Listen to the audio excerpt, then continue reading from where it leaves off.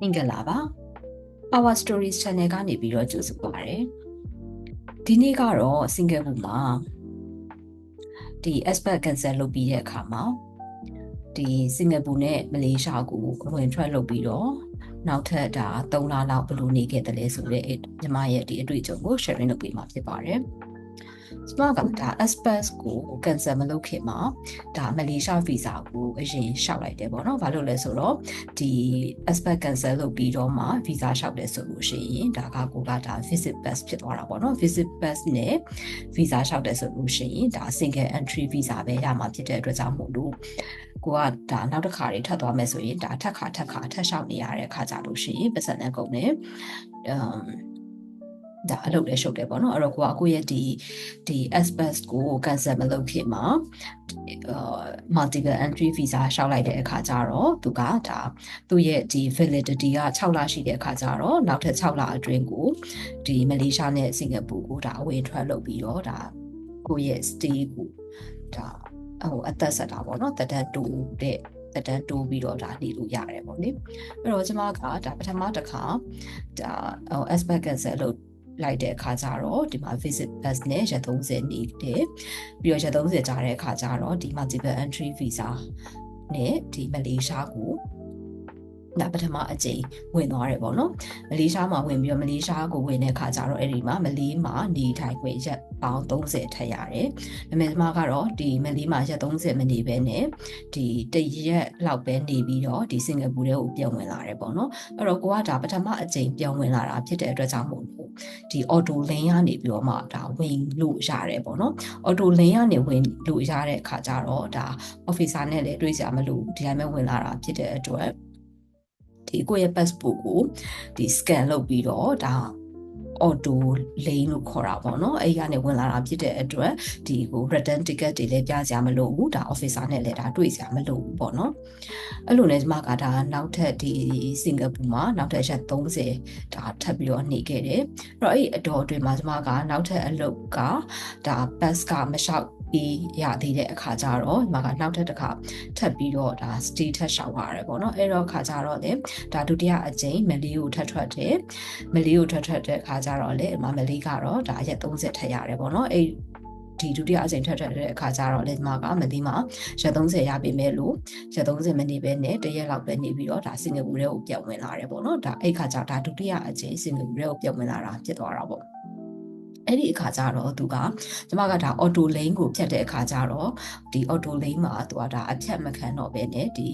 auto lane ရဲ့ဒီတကားကဒါ auto မပွင့်တော့ဘူးပေါ့နော်မပွင့်တော့ပဲနဲ့ဒါ officer စီကိုသွားတွေ့ရမယ်ဆိုပြီးတော့ဖြစ်လာတယ်ပေါ့နော်အဲ့တော့ဒီမှာကဒါ officer ကိုသွားတွေ့တဲ့အခါကျတော့သူတို့ကဒါ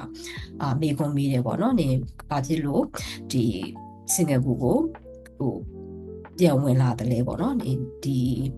စင်ကာပူကိုဒါ turning point အနေနဲ့သုံးပြီးတော့ကိုယ့်ရဲ့ဒါ visa ရအောင်လို့ဒါ visa run နေတာလားဆိုပြီးတော့သူတို့ကကျွန်မကိုဒါတဲ့မိတယ်ပေါ့နော်မိတဲ့ခါကျကျွန်မလည်းဒါ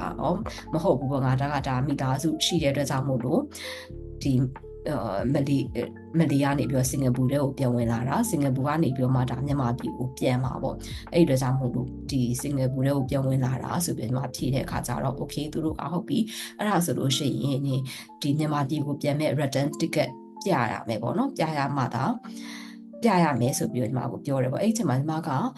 ပထမတစ်ခါလို့ပဲ auto lane ကနေဝင်လို့ရမယ်လို့ယူဆပြီးတော့ဒါ return ticket လည်းမပြင်ဆင်ခဲ့ဘူးပေါ့နော်အဲ့တော့သူတို့ကမှပြောတယ်ငါဒီဘယ်တော့မှဟိုပြန်မဲ့ date ကိုမသတ်မှတ်ရသေးတဲ့အတွက်ကြောင့်မို့လို့မြန်မာပြည်ထဲကိုလည်းမပြန်ရ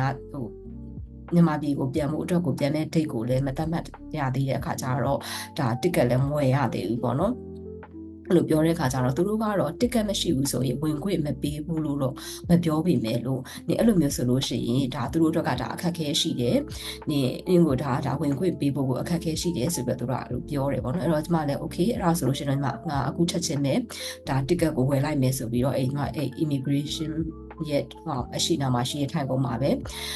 ထိုင်ပြီးတော့ဒါ ticket ကိုချက်ချင်းဝယ်လိုက်တယ်ပေါ့နော်အဲ့တော့ ticket လည်းရလာတဲ့အခါကျတော့သူတို့ကခြားဒါမိခွန်းတွေထပ်မပြီးတော့ပဲနဲ့ဒီမှာကိုဒါဝင်ခွင့်ပြုလိုက်တယ်ပေါ့နော်အဲ့တော့ဒီမှာနောက်ထပ်ရက်30ထပ်ရခဲ့တယ်ပေါ့အဲ့ဒီမှာ officer ကပြောလိုက်တာကဒါသူတို့ရဲ့ law အရာပေါ့နော်ဒီစင်ကာပူကိုလူမျိုးဝင်လာတဲ့သူတွေဆိုလို့ရှိရင်ဒါ return ticket ပြ ဖို့ပဲပြဖို့ကဒါအရေးကြီးတယ်ပေါ့နော်ဒီ return ticket သူတို့ကမြင်ဖို့လိုတယ်ပေါ့သူတို့ဒီ return ticket ကိုသူတို့မြင်ပြီးဆိုလို့ရှိရင်ဒါ